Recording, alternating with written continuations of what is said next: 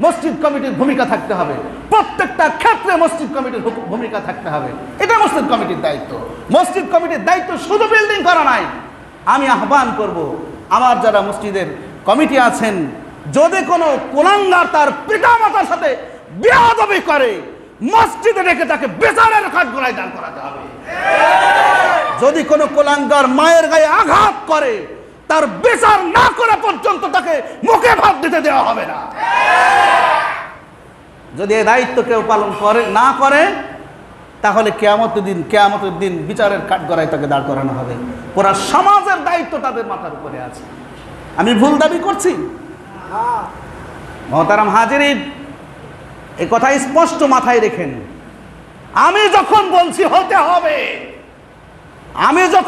হতে হবে, আজকের পর থেকে এই সমাজের কোন ছেলে যদি তার মায়ের গায়ে